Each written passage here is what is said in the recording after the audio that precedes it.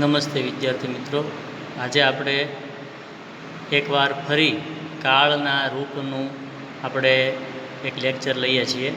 કારણ કે વર્તમાનકાળ, ભવિષ્યકાળ, ભૂતકાળ, આજ્ઞાર્થ અને વિદ્યાર્થ 5 કાળના રૂપ એક માર્કમાં પૂછાય છે.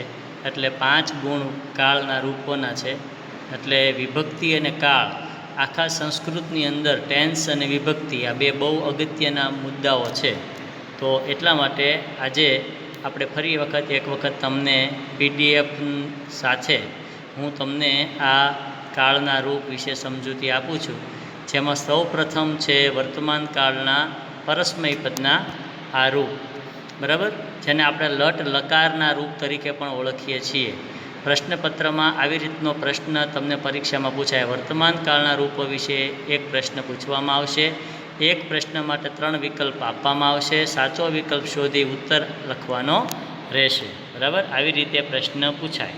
કે અહીંયા પહેલો પ્રશ્ન એવો આપ્યો છે કે અરહામીનો રૂપ પરિચય આપો. તો અર્હ શબ્દ છે એ કયા ટેબલ્સના કયા ખાનામાં આપેલો છે? તો કે ભાઈ વર્તમાન કાળના પરસ્મય પદના ઉત્તમ પુરુષના એક વચનમાં અરહામી શબ્દ આપેલો છે.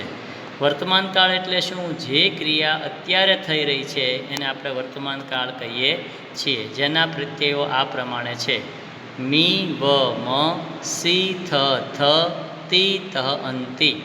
આ છે એ પરસ્મય પદના પ્રત્યયો છે, બરાબર. તો આ પ્રત્યયો છે એ શબ્દની પાછળ લાગેલા હોય ત્યારે કયા પુરુષમાં છે, કયા વચનમાં છે એ તમારે દર્શાવવાનું હોય છે. અથવા શબ્દ ઓળખાવાનો હોય છે કે ભાઈ તમને 3 શબ્દ આપેલા હોય. અહીંયા પહેલું આપણે ઉત્તમ પુરુષના પહેલાં ઉદાહરણમાં અર્હ એટલે યોગ્ય હોવું એવો અર્થ છે એનો થાય છે. એમાં અરહામી, અરહાવ, અરહામ આવા 3 વિકલ્પવાળા શબ્દો આપેલા છે. પછી તમને એવો પ્રશ્ન પૂછવામાં આવ્યો છે કે પ્રથમ પુરુષનું એક વચનનું રૂપ બોલો. તો તમારે વિચાર કરવાનો ન હોય, તરત જ તે મી પ્રત્યે જોઈને અરહામી આપણે લખી નાખવાનું હોય. દાખલા તરીકે તમને એમ પૂછવું હોય પરીક્ષામાં કે મધ્યમ પુરુષનું એક વચન લખો, તો સી પ્રત્યે જોઈ અને અર્હસી એવું લખી નાખવાનું હોય, બરાબર. ત્યાર પછી અન્ય પુરુષનું બહુવચન કીધું હોય તો અર્હંતી એવું તમારે લખવાનું છે. આવો લેક્ચર આપણે એક વખત લીધો છે, છતાં બીજી વખત આ લેક્ચર ભૂલાઈ ન જાય એ માટે પુનરાવર્તન કરું છું, જેથી કરીને તમે આ લોકડાઉનના સમયમાં આ કાળના રૂપ છે એ ફરી વખત પાકા કરી લેશો. એટલે ફરીવાર મી, વ, મ, સી, થ, થ, તી, તહ, અંતિ. અરહામી, અરહાવ, અરહામ, અર્હસી, અર્હથ, અર્હથ, અર્હતી, અર્હતઃ, અર્હંતિ. એવી રીતે તમને અહીંયા ગચ્છ શબ્દ આપ્યો છે. જો તો ગચ્છ એટલે જવું. તો એમાં પ્રથમ પુરુષ એક વચન હોય તો શું થયું? ગચ્છામી. ઉત્તમ પુરુષ દ્વિવચન થયું તો ગચ્છાવ. અને ઉત્તમ પુરુષ બહુવચન હોય તો ગચ્છામ. એવી રીતે મધ્યમ પુરુષ હોય તો ગચ્છસી, ગચ્છથ અને ગચ્છથ. અને અન્ય પુરુષ એક વચન દ્વિવચન હોય તો ગચ્છતી, ગચ્છતઃ અને ગચ્છન્તિ. આ તો આપણને આવડે જ છે. તો હવે વિદ્યાર્થી મિત્રો આપણે વર્તમાન કાળ પરસ્મય પદ પછી વર્તમાન કાળ આત્મનેપદના પ્રત્યયો છે જોવાના છે. એના પ્રત્યયો કંઈક આ પ્રમાણે છે: ઈ વહે મહે, સે ઇથે ધ્વે, તે ઇથે અંતે. ફરી એકવાર બોલો: ઈ વહે મહે, સે ઇથે ધ્વે, તે ઇથે અંતે. તો આમાં પહેલું જ રૂપ આપેલું છે, બરાબર, એ ધે. તો તમને એમ વિદ્યાર્થી મિત્રો વિચાર પણ આવવો જોઈએ કે અહીંયા તો એ ધી થવું જોઈએ, એની બદલામાં એ ધે શા માટે થયું?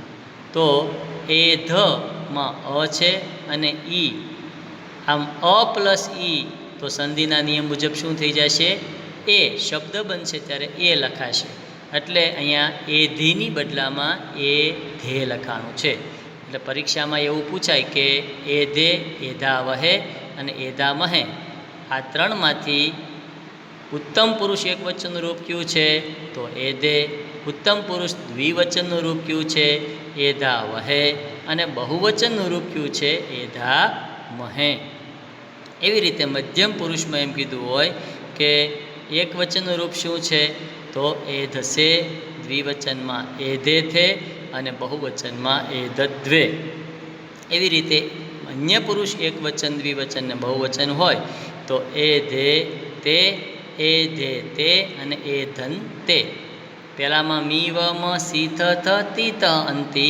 આની અંદર પ્રત્યય છે ઈ વહે મહે સે ઈથે દ્વે તે ઈતે અંતે. નીચે ઘણા બધા મેં તમને બીજા ઉદાહરણો પણ આપ્યા છે, બરાબર. હવે આપણે બોર્ડમાં પૂછાયેલા પ્રશ્નોની થોડીક ચર્ચા કરીએ કે જો અહીંયા ભ્રમંતી શબ્દ આપ્યો છે તો એ કયું રૂપ કહેવાય? અન્ય પુરુષ બહુવચન. પ્રત્યથ તો વર્તમાન કાળનું થહ પ્રત્યય લાગેલો છે, એટલા માટે વર્તમાન કાળનું રૂપ છે એ પરસ્મય પદનું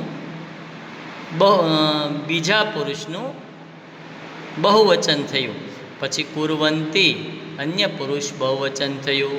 ઈચ્છામીનું ઉત્તમ પુરુષ એકવચન થયું. ભવામનું ઉત્તમ પુરુષ બહુવચન થયું.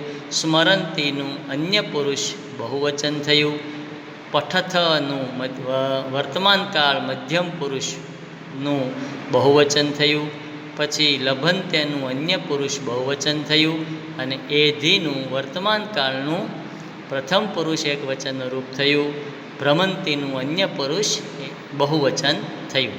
તો આવી રીતે માર્ચ 19 સુધીમાં જેટલા પ્રશ્નો પૂછાઈ ગયેલા છે એના મેં વર્તમાન કાળના રૂપની ચર્ચા તમારી સામે મૂકી. હવે પછી છે બીજો કાળ સામાન્ય ભવિષ્યકાળ. હવે એમાં તમે જુઓ, પહેલાં તો પ્રત્યયો ખાસ નિરીક્ષણ કરો. જેવા વર્તમાન કાળમાં પ્રત્યયો છે ને એવા જ પ્રત્યયો છે, ખાલી માત્ર આગળ શ્યા લગાડેલું છે. જો એનો પાછળનો પ્રત્યય જો તો મી વ મ જ છે, બરાબર. સી થ થ જ છે, તી ત અંતિ જ છે. આગળ ખાલી શ્યા લગાડેલું છે. શ્યામી, શ્યાવ, શ્યામ, શ્યસી, શ્યથ, શ્યથ, શ્યતિ, શ્યતઃ, શંતિ. તો જો આ બહુ જ ધ્યાન રાખીને એકવાર સમજી લેશો રૂપ તો તમને એમાં અઘરું પડે એવું છે નહીં. આ પ્રત્યયો છે એ જ આપણે પાકા કરવાના છે, એટલે તમને સંસ્કૃતના વ્યાકરણમાં કોઈ વાંધો આવે એવું નથી. જો પહેલી વસ્તુ છે, અહીંયા આપણે એક સરળ ઉદાહરણ લઈએ તો અર્હશ્યામી. તો એમાં પ્રત્યય શું લાગ્યો છે? શ્યામી. પણ જ્યારે આપણે શબ્દની સાથે ભવિષ્યકાળનો પ્રત્યય જોડાય ત્યારે સસલાના સ ઉપરથી આપણે ષટકોણનો સ્વર કરવો જરૂરી છે, કારણ કે એ સંધિનો નિયમ છે. એટલા માટે અર્હશ્યામી છે એ પ્રથમ પુરુષ એકવચન છે. અર્હશ્યાવ છે એ ઉત્તમ પુરુષ દ્વિવચન છે. અને અર્હશ્યામ છે એ ઉત્તમ પુરુષ બહુવચન છે. એવી રીતે મધ્યમ પુરુષમાં અર્હસ્યસી. અર્હસ્યતીનો અર્થ થાય છે યોગ્ય હોવું. અર્હ એટલે યોગ્ય હોવું. એવી રીતે અહીંયા આપણે પામવું એટલે અધિગમસ્યતિ, બોલાવવું એટલે આહ્યામી, આવવું એટલે આ ગમિષ્યામી, ઈચ્છવું એટલે એ ઈષ્યામી, પાસે બેસવું એટલે ઉપેક્ષામી. આવા શબ્દો છે એ વિભક્તિના આપણે જેમ ક્રિયાપદો ગુજરાતીમાં હોય છે અને તમારે ઇંગ્લિશમાં વર્બ હોય એવી જ રીતનું આ પણ એક રૂપ છે જેમાં ક્રિયાવાચક શબ્દો બતાવ્યા છે. તો વિદ્યાર્થી મિત્રો ફરીવાર શ્યામી, શાવ, શ્યામ, શશી, શથ, શતઃ, શતિ, શતઃ, શંતિ. અર્હશ્યામી, અર્હશ્યાવઃ, અર્હશ્યામઃ, અર્હસ્યસી, અર્હસ્યથઃ, અર્હિષ્યથ, અર્હસ્યતિ, અર્હસ્યતઃ, અર્હિષ્યન્તિ. એવી રીતે આપણે બીજું ગમિષ્યામીનું રૂપ જોઈએ તો ગમિષ્યામીમાં પ્રથમ પુરુષ એકવચન, પછી ગમિષ્યાવહ એટલે પ્રથમ પુરુષનું દ્વિવચન, ગમિષ્યામઃ એટલે તમારું ગમિષ્યામી એટલે પ્રથમ પુરુષનું બહુવચન.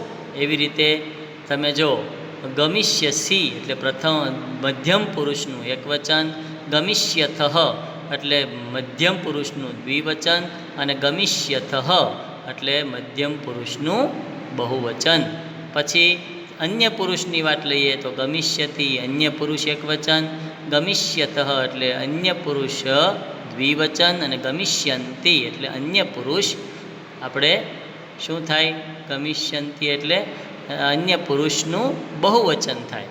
તો આવી રીતે સામાન્ય ભવિષ્યકાળના પરસ્મય પદના રૂપ પાકા કરવાના. અને હવે આપણે જોવાના છે સામાન્ય ભવિષ્યકાળ આત્મનેપદના રૂપ, જેમાં આપણે રૂપ છે પ્રત્યયો જોઈએ તો શે શા વહે શા મહે, જેમ વર્તમાન કાળના આત્મનેપદના રૂપ હતા એ જ રૂપ છે. એ આ વહે આ મહે એની આગળ શ જ લાગેલો છે, બીજું કાંઈ ફેરફાર કરેલો નથી. શે શા વહે શા મહે, શ સે શથ શથે શધ્વે અને શે થે છે અને શેતે શેતે શંતે. ફરી એકવાર શે શા વહે શા મહે, શ સે શથ શધ્વે શતે શેતે શંતે. તો જો હવે આના રૂપ કેવી રીતે બનીએ તો આપણે અહીંયા શબ્દ જોઈએ પ્રકાશિષ્યે. તો પ્રકાશિષ્યે એમાં શની જગ્યાએ સની જગ્યાએ શનો ઉપયોગ કર્યો છે.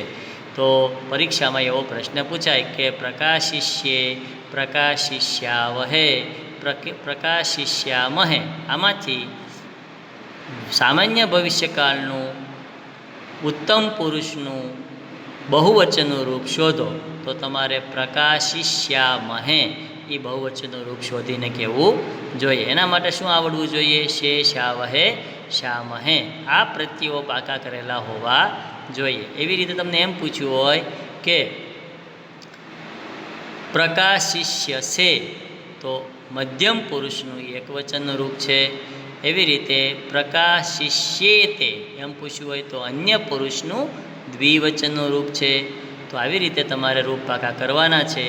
શે શા વહે શા મહે, શ સે શેથે શધ્વે શતે શેતે શંતે. જો બોર્ડની અંદર જે પૂછાયેલા રૂપ છે એ અહીંયા બતાવ્યા છે કે પહેલું રૂપ છે એ અહીંયા તમને આપ્યું છે કે પરાજેષ્યતિ. એ કયું રૂપ છે? તો તી પ્રત્યય છે એ વર્તમાન કાળનું પરસ્મય પદનું આપણે ત્રીજા એટલે સામાન્ય ભવિષ્યકાળનું ત્રીજા પુરુષનું એકવચનનું રૂપ છે. 2015માં પૂછાયેલો સવાલ છે. એવી રીતે અહીંયા તમને પઠિષ્યામી એ કયું રૂપ છે? તો કે સામાન્ય ભવિષ્યકાળ ઉત્તમ પુરુષ એકવચનનું રૂપ છે. એવી રીતે પૂજયિષ્યંતે એ કોનું રૂપ છે? તો કે સામાન્ય ભવિષ્યકાળ આત્મનેપદ ત્રીજો પુરુષ બહુવચનનું રૂપ છે. એવી રીતે ભવિષ્યત એ કોનું રૂપ છે? સામાન્ય ભવિષ્યકાળ અન્ય પુરુષનું રૂપ છે. એવી રીતે પઠિષ્યામ એ સામાન્ય ભવિષ્યકાળ ઉત્તમ પુરુષ બહુવચનનું રૂપ છે. તમે ગભરાતા નહીં, તમે ખાસ સામાન્ય રીતે પહેલાં કોષ્ટક પાકા કરી લો એટલે ઓટોમેટિક તમને પ્રત્યય જોઈને ખ્યાલ આવશે કે આ રૂપ આનું છે. ચાલો કે ભવિષ્યકાલસ્ય કથયિષ્યતે, તો ઈતે પ્રત્યય શેમાં લાગે છે? તે ઈતે અંતે.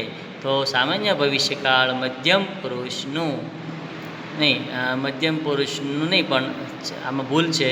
સામાન્ય ભવિષ્યકાળનું ત્રીજા પુરુષનું એકવચનનું રૂપ છે. બરાબર? તો આપણે એટલી વાત છે એ આજે આમાં રાખીએ છીએ. તમારે હોમવર્કની અંદર આ જે મેં તમને PDF આપી છે એમાંથી જુદા જુદા રૂપના શબ્દો લખી અને એ શબ્દોને તમારી જાતે પ્રત્યયોનો ઉપયોગ કરીને ઓળખવાના છે. એવા વિષયક પ્રત્યય તમે ઓળખજો તો ઓટોમેટિક તમને આ રૂપ પરિચય કરતાં આવડશે. હવે પછીનો લેક્ચર આવશે એમાં ભૂતકાળના, આજ્ઞાર્થના અને વિદ્યાર્થના રૂપો વિશેની ચર્ચા આપણે કરશું. નમસ્તે વિદ્યાર્થી મિત્રો.